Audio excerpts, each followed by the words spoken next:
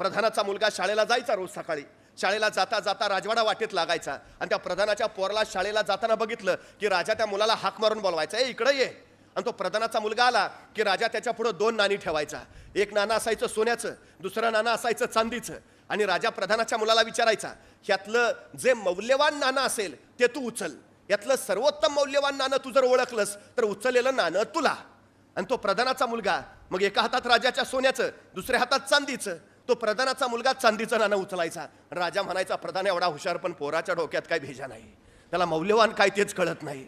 दुसऱ्या दिवशी परत प्रधानाचा मुलगा शाळेला निघाला. राजा परत तीच परीक्षा घ्यायचा. एका हातात सोन्याचं नाणं, दुसऱ्या हातात चांदीचं, उचल मौल्यवान. हा परत चांदीचं नाणं उचलायचा. महिनाभर असंच चालू राहिलं. राजाची पक्की खात्री पटली, हे असंच दिसतंय, बापाचा काही गुण याच्यात आलेला नाही, बापच हुशार, पोरात ती हुशारी दिसत नाही. महिनाभरानंतर राजाने शेवटी प्रधानाला विचारलं, काय हो प्रधानजी, तुम्ही एवढे हुशार, बुद्धिमान, विद्वान, आणि तुमचा मुलगा असा कसा?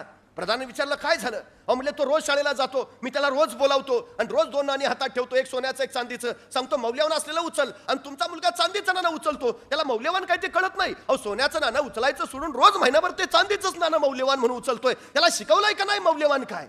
प्रधानालाही वाईट वाटलं. तो म्हणला, बघतो, आपला मुलगा हुशार आहे त्याला माहिती आहे, पण हे असं का करते काय कळेना. मग ते घरी आला, मुलाला बोलावलं, इकडे ये. अरे मुलं वडिलांचं नाव रोशन करतात, तू काय घालवायला आलायस का? तुला एवढा शिकवून तयार केला, तुला मौल्यवान काय ते कळत नाही. अरे महिनाभर राजा तुझ्या पुढे 2 नाणी ठेवतो, एक सोन्याचं एक चांदीचं, आणि तू सोन्याचं नाणं उचलायच्या ऐवजी चांदीचं नाणं उचलतोय, तुला मौल्यवान कळत नाही. एवढा ऐकल्याबरोबर पोरगा म्हणला, बाबा जरा थांबा. आत गेला, एक बरणी घेऊन आला. बरणीत सगळी महिन्याची साठलेली चांदीची नाणी होती. आणि तो बाबांना म्हणला, ही महिनाभरची कमाई आहे. तुम्हाला काय वाटलं, राजा मला खेळवतोय? महिनाभर मी त्याला खेळवतोय. म्हणे कसं?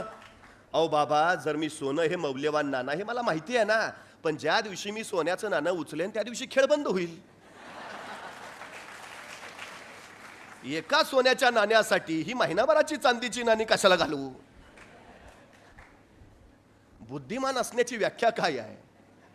आपली बुद्धिमत्ता जे दाखवून देतात ते बुद्धिमान नव्हे. आपली बुद्धिमत्ता न दाखवता त्या बुद्धिमेचा वापर करून आपला फायदा करून घेतात ते खरे बुद्धिमान.